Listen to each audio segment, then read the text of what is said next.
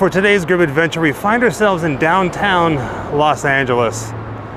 More specifically, Broadway Street. A bunch of old theaters here. Like what you're looking at right now, it's a Tower Theater. It's turned into an Apple store. Right there in the middle of the screen, we have the Rialto Theater, which is now an Urban Outfitters. I don't think that this was a theater, but look at that sign right there, Broadway Bar. That script on that neon. Man, this is something else.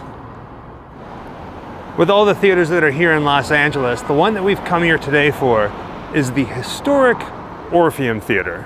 But here's the thing, not this one. Depending on who you talk to, the date varies. Some say November 29th, some say November 30th, but the year is 1915, where Harry Houdini performed for 2 weeks here at the Orpheum Theatre in Los Angeles. And like I said, it's not this theater. He performed here in 1915. This building was built in 1926. So there's gotta be another Orpheum Theatre somewhere here in Los Angeles. Well, technically, there were 4 of them.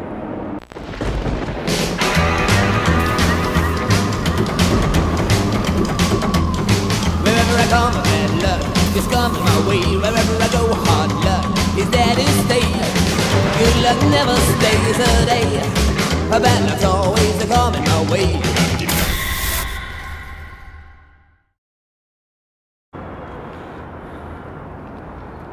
In order to get to the right Orpheum Theatre, we have to walk a couple blocks further down Broadway Street here, past a couple of the other theaters, to one that's now known as the Palace Theater. Now you guys might recognize it almost immediately as the theater where they filmed Michael Jackson's Thriller there.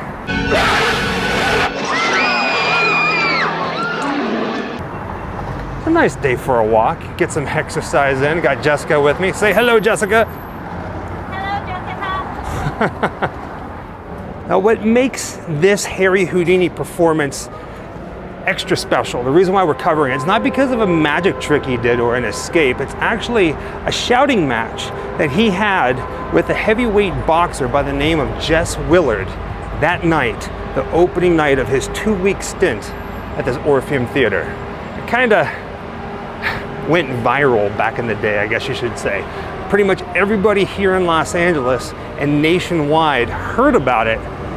And Jess Willard, the heavyweight boxer, kinda became like a laughing stock. I know it's just construction, but I love walking underneath these little trestles or tresses, whatever you want to call them. Just kind of gives a neat little high contrast color experience. And here it is, the building that we've been looking for. The old Palace Theater, which at one point was an Orpheum Theater. One of 4 here in the history of LA. You don't believe me that it was an Orpheum Theater? Look right there, you can actually see the word Orpheum as part of the building. Wild, right? Harry Houdini performed here 107 years ago at the time of recording this. It's only a movie. You were scared, weren't you? I wasn't that scared. Now let's walk across the street and get a closer look at this and talk a little bit more about what happened that night.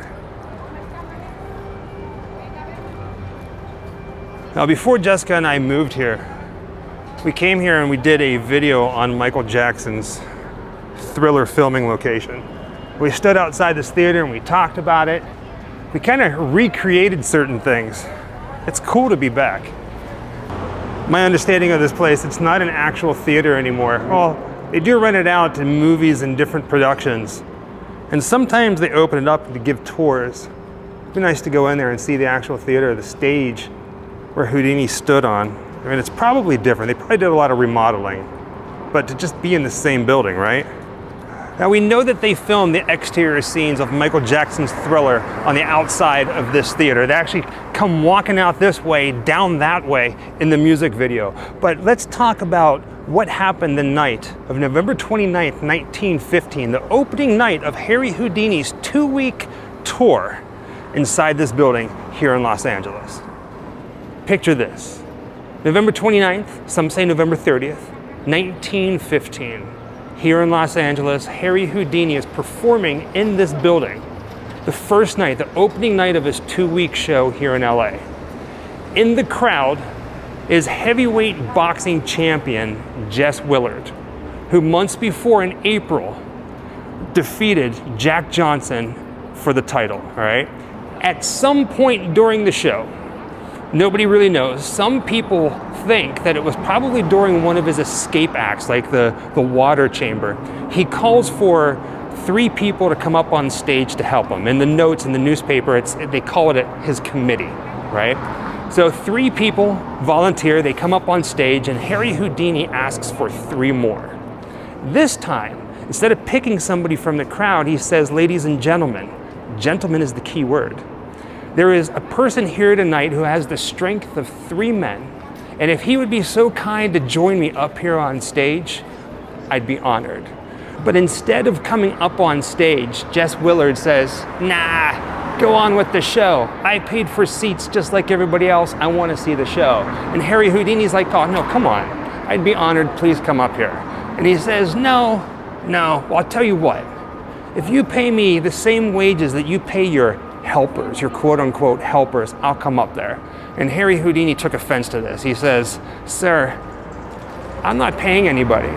And then Jess Willard calls him a fake and a fraud, and Houdini gets really angry at this point, and he yells out at him and he says, listen here, by the end of the night, I'm still gonna be a Harry Houdini. At some point, you're not gonna be the boxing heavyweight champion anymore.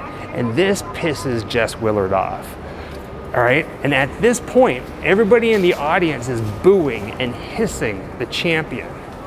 So much so that he gets up and he storms out of the theater that night. Now, of course, Houdini is Houdini, right? So all the newspapers wrote about this, wrote how basically Los Angeles chased Jess Willard out of town. And it became so popular international, it was kind of like today going viral, right? But back then, it was just that.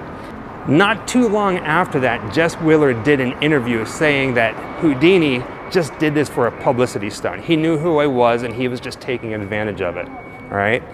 Now here's the best part about it. If it was, so be it. From this point on, especially here in Los Angeles, the LA locals called him a champion and would always say, hey, how's the champ doing tonight? At the beginning of this video, I mentioned that there was a lot of speculation as to when exactly this happened, November 29th or November 30th. Different newspapers across the country printed this story at different times, so that's how that story came to be. But there's a lot of really good evidence online that points to November 29th was the night, the opening night of Houdini's time here in LA for 2 weeks, where he had that famed shouting match. Not punching, not boxing, no handcuffs, nothing, just shouting between him and a giant. And Houdini won. Houdini's the champion.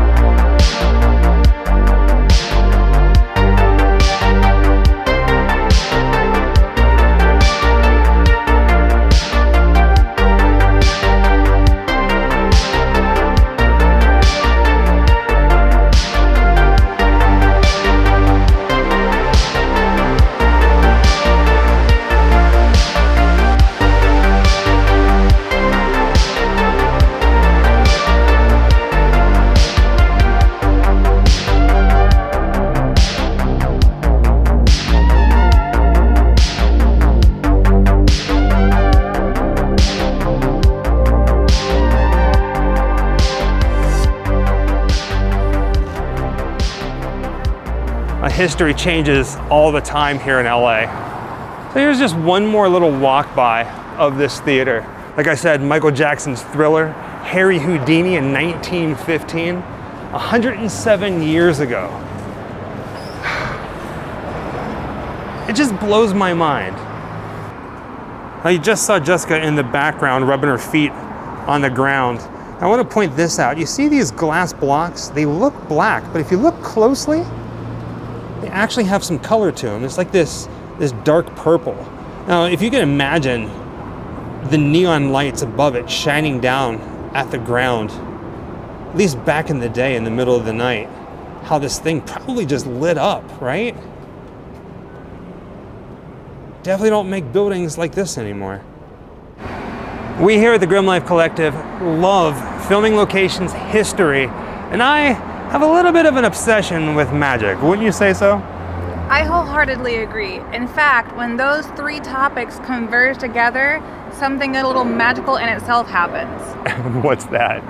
You get overly excited, you get brought back to your childhood, and you relive that nostalgia, and it's something that I love watching happen with you, because it's one of the reasons why visiting these historical places becomes important. That's right. Got to keep history alive, because there are memories that keep alive. And with that being said, thank you for joining us on another Grimm adventure, and as always, happy Halloween. Wherever I come, bad luck just comes my way. Wherever I go, hard luck is there to stay. Good luck never stays a day. Bad luck's always coming my way.